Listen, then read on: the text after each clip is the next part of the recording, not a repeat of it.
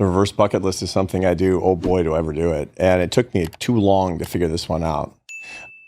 When I was 50, I'm 59 years old. When I was 50, I found my bucket list from when I was 40.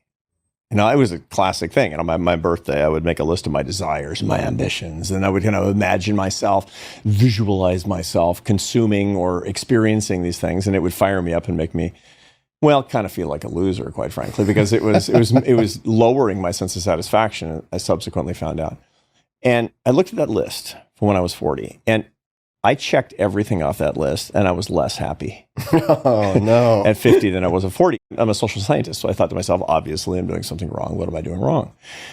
And basically, this is the problem. This is a neurophysiological problem and a psychological problem all rolled into one handy package. I was making the mistake of thinking that my satisfaction would come by having more. And the truth of the matter is that lasting and stable satisfaction, which doesn't wear off in like a minute, comes when you understand that your satisfaction is your haves divided by your wants. Haves divided by wants. That's the model. So, it's like I'll slow down because I know people watching you like, let me write that down. Haves divided by wants. You can increase your satisfaction temporarily and inefficiently by having more, or permanently and securely by wanting less. I thought to myself, so what does that mean? And the answer to that, what does that mean, is I need a reverse bucket list. Not that I'm not going to get nice things in my life, but I'm going to be consciously detached from them by going through the exercise of writing them down and crossing them out.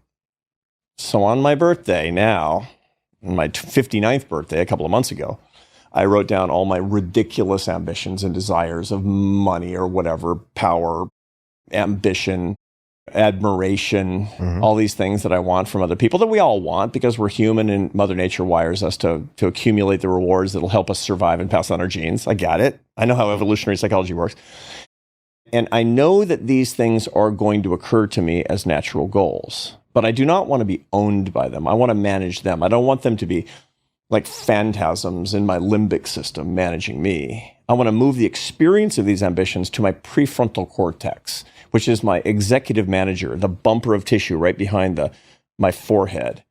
And the way that you do that is by looking at each one of these ambitions and saying, maybe I get it and maybe I don't, but I'm going to cross it out as an attachment. And I'm telling you, Tim, I'm free. And so you found that to work. It works. It works. It works. It does not because you don't care about it, but because you're not attached to it in the same way.